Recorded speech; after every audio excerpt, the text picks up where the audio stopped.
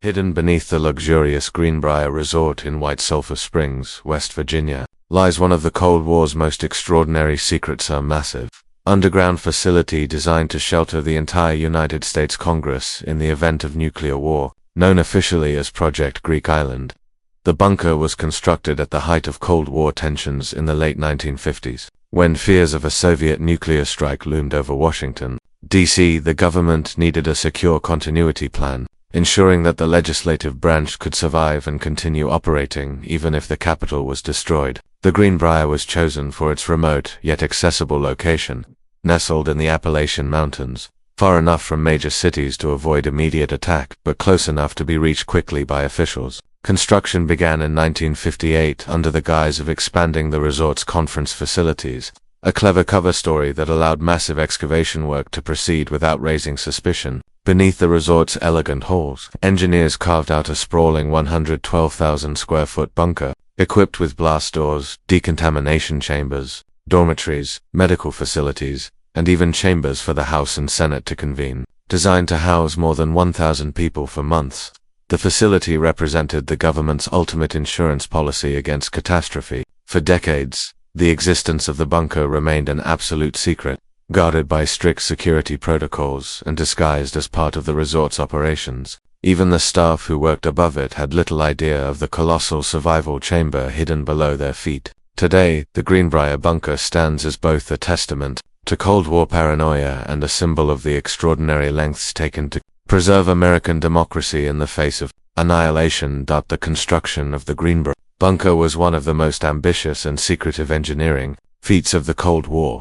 Beginning in 1958, crews worked under the cover story of building a new wing for the resort's sprawling conference center. Officially, the Greenbrier was expanding to accommodate large gatherings and government meetings, which explained the presence of military engineers and heavy equipment. In reality, beneath the brand new West Virginia wing of the resort, workers were blasting and excavating to create a fortified underground facility. To maintain secrecy, contractors signed strict non-disclosure agreements, and even local laborers were often unaware of the full scope of what they were building. The bunker itself stretched across 112,000 square feet, shielded by reinforced concrete walls up to 5 feet thick. 2 enormous blast doors, each weighing 25 tons, guarded the main entrances, ensuring the bunker could withstand a nuclear strike. Inside, the structure was divided into multiple zones, including decontamination chambers, dormitories, a cafeteria, medical clinic, and offices. Most remarkably, the bunker contained 2 large chambers outfitted for emergency sessions of the House of Representatives and the Senate,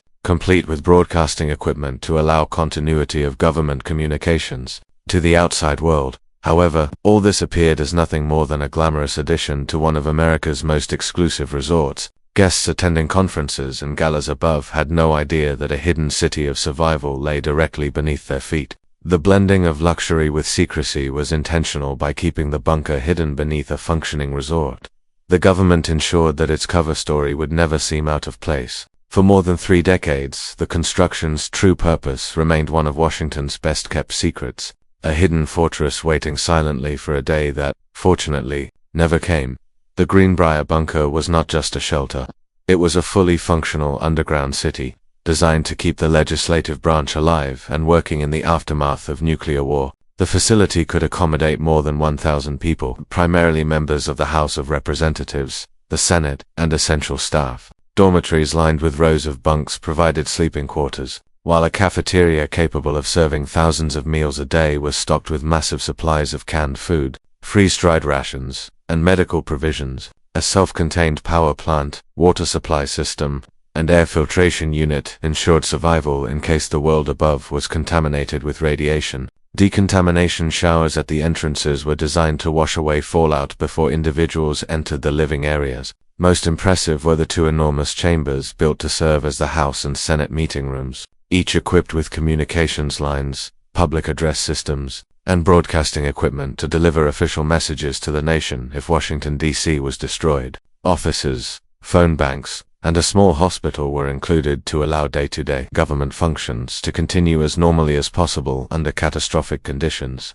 The atmosphere would have been cramped and austere, with lawmakers and staff living in close quarters, stripped of their usual comforts and prestige. Yet every detail was designed with efficiency in mind, survival first, comfort second. The bunker was built with enough supplies to sustain its population for up to 60 days, the critical window during which the nation's leadership would attempt to regroup and organize a response to nuclear war. In essence, the Greenbrier Bunker was a Cold War time capsule, perfectly engineered to keep the machinery of democracy running beneath the shadow of Armageddon. For more than 3 decades, the Greenbrier Bunker remained one of Washington's most closely guarded secrets, hidden in plain sight beneath the luxury resort. To maintain its secrecy, the facility was disguised as a secure communications hub, with staff working under the cover of a fictitious company called the Forsyth Associates, which was presented as a television repair and maintenance service for the Greenbrier's broadcast systems. In reality, these employees were government operatives tasked with ensuring the bunker remained fully operational at all times. They regularly inspected the blast doors, tested the power systems, rotated food supplies, and maintained the communication equipment. Resort staff and guests rarely questioned their presence, as televisions and technical systems in a large hotel required frequent attention. Even the bunker's entrances were cleverly concealed. One was hidden behind a nondescript door in the resort's West Virginia wing, while another was disguised as a simple loading dock. These measures allowed personnel to access the underground facility without raising suspicion. Periodic drills and classified updates ensured that, in the event of nuclear war, Congress could be evacuated swiftly to the site. Over the years, only a handful of top officials knew of its existence, and even members of Congress themselves were largely unaware of the plan to prevent leaks. This veil of secrecy was remarkably effective. Despite the thousands of workers, contractors, and military personnel involved in its construction and upkeep, the bunker's true purpose never became public during the Cold War. It stood silently, waiting for a day that mercifully never arrived, its presence hidden beneath the laughter of tourists, the clinking of glasses, and the elegance of one of America's most famous resorts. The Greenbrier Bunker cannot be understood without considering the tense backdrop of the Cold War, when the threat of nuclear annihilation seemed both real and imminent. Following the Soviet Union's successful detonation of atomic and then hydrogen bombs, U.S. leaders feared that a surprise strike could decapitate the government in minutes. Washington, D.C., as the nation's capital, was viewed as one of the primary targets in any nuclear exchange. If Congress, the President, and the Supreme Court were destroyed in a single attack, the continuity of the Republic itself would be in jeopardy. This led to the creation of secret continuity of government, COG, programs, designed to ensure that the machinery of democracy could keep functioning even under the most catastrophic conditions. The Greenbrier was chosen as the congressional refuge, while other sites, such as Mount Weather in Virginia and Raven Rock in Pennsylvania, were prepared for the executive branch and military command. Each of these facilities formed part of a hidden survival network scattered across the Appalachians, built at immense cost but deemed essential for national security. The Greenbrier specifically represented the legislative branch's lifeline. It symbolized the determination that, even in the aftermath of nuclear devastation, the United States would not descend into dictatorship or collapse, but instead maintain its democratic processes. The Cold War was as much psychological as military, and the very existence of such bunkers reassured officials that the nation could endure the unthinkable. At the same time, secrecy meant that ordinary citizens were unaware that their leaders had secure shelters, while the public itself would have been left vulnerable. This contradicted governance while civilians faced near destruction remains one of the most haunting legacies of America's Cold War survival planning. Although the Greenbrier Bunker was never activated for its intended purpose, it was kept in a constant state of readiness for over 30 years. The hidden facility was stocked with enough supplies to sustain more than 1,000 people for up to 2 months. Vast storage rooms contained canned food,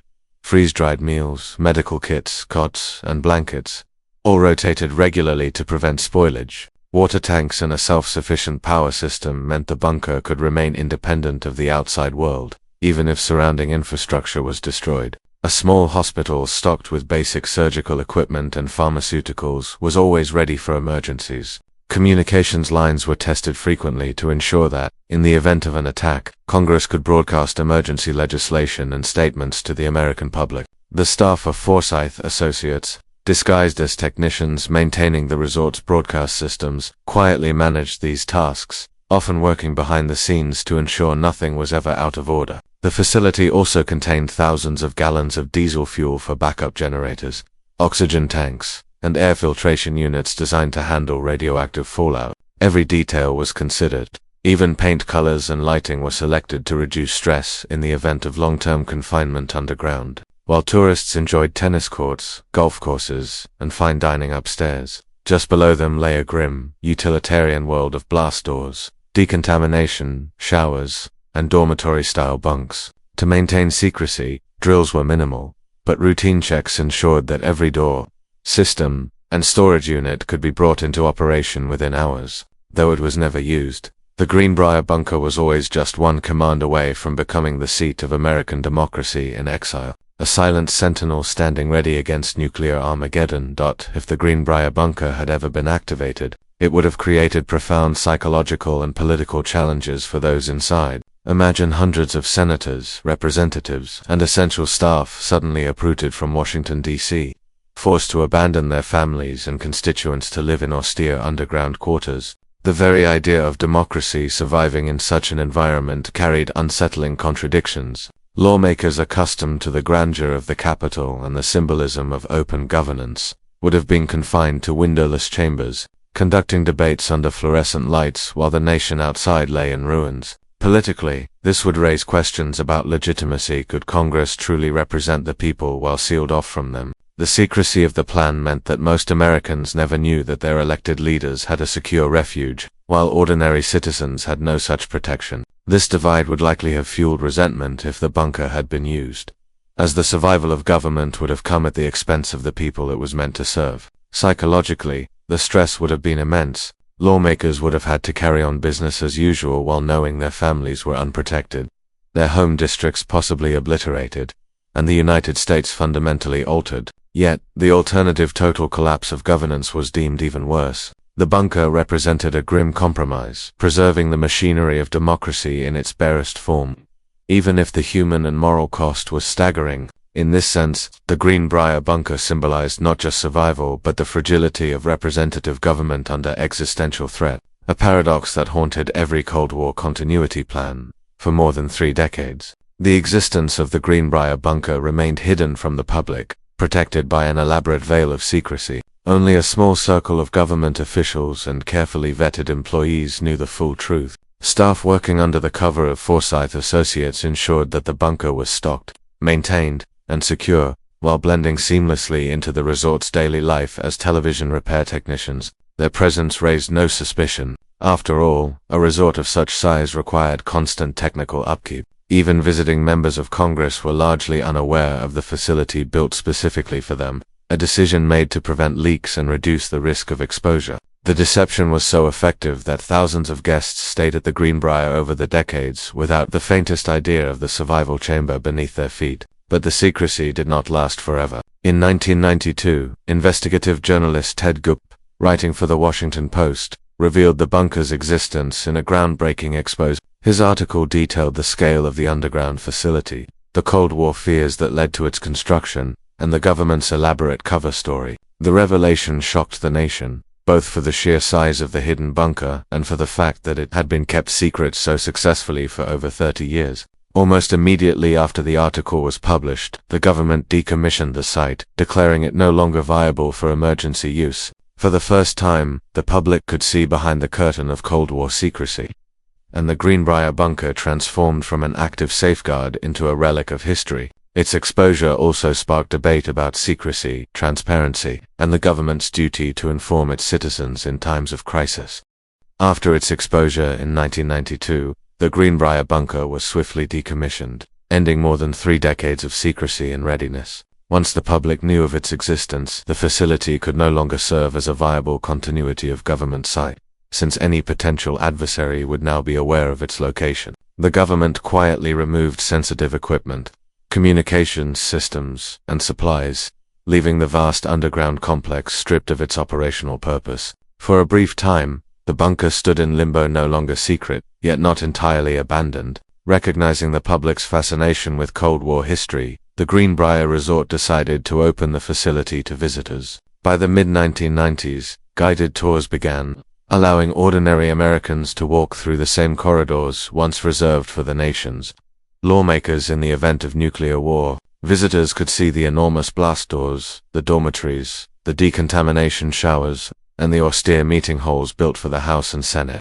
What was once the most classified facility in West Virginia became a historical exhibit, blending education with curiosity. Today, the bunker is marketed as part of the resort's attractions, a stark contrast to its original world-ending purpose. Tour guides explain the Cold War tensions that birthed the bunker, the secrecy that kept it hidden, and the shocking journalism that finally brought it to light. For many, walking through the bunker is a surreal experience, passing from the luxury of the Greenbrier's grand halls into a concrete fortress designed for survival. While no longer functional, the site serves as a powerful reminder of the paranoia, ingenuity, and contradictions of the Cold War era, where the preservation of government was prioritized above all else. In its second life, the bunker offers transparency in place of secrecy, ensuring its story endures for future generations. The revelation of the Greenbrier Bunker in 1992 triggered a wave of public debate and reflection on the balance between secrecy and democracy.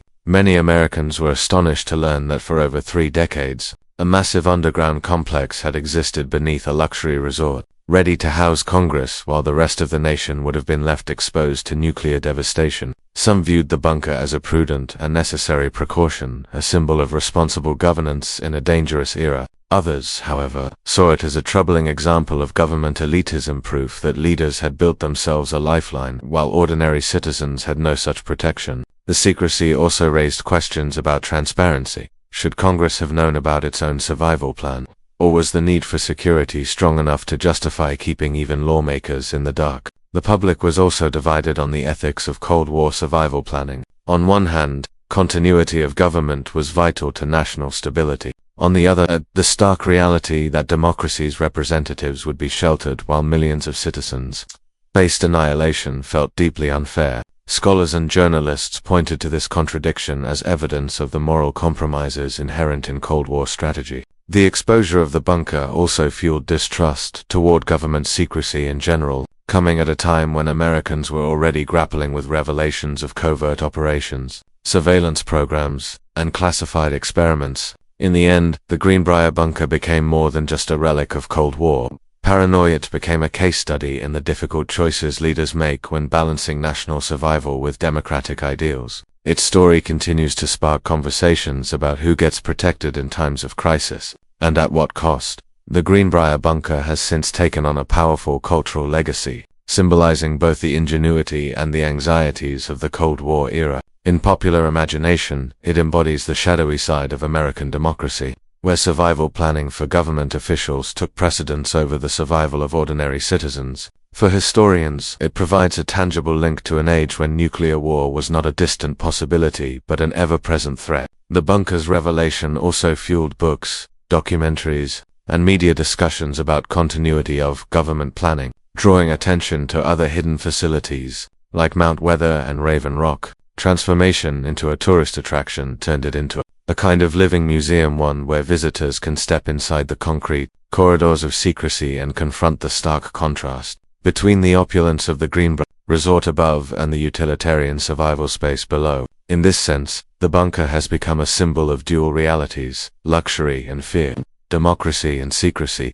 peace and preparation for catastrophe. For the local community in West Virginia, the bunker has also become a source of pride and intrigue, drawing visitors from around the world and putting White Sulphur Springs on the map of Cold War history. Culturally, the story of the Greenbrier highlights how the Cold War seeped into every layer of American life, from politics and defense policy to architecture and tourism. It reminds us that the nuclear age was not just about missiles and warheads, but about planning for survival in ways that shaped public trust and government legitimacy. The Greenbrier Bunker, once hidden from view, now stands as a narrative bridge between the secret fears of the past and the open questions of the present. The story of the Greenbrier Bunker endures not only as a relic of Cold War secrecy but also as a reminder of the complex choices leaders face in times of crisis. While it was built as a safeguard to preserve democracy in the aftermath of nuclear war, its very existence raised uncomfortable questions about fairness,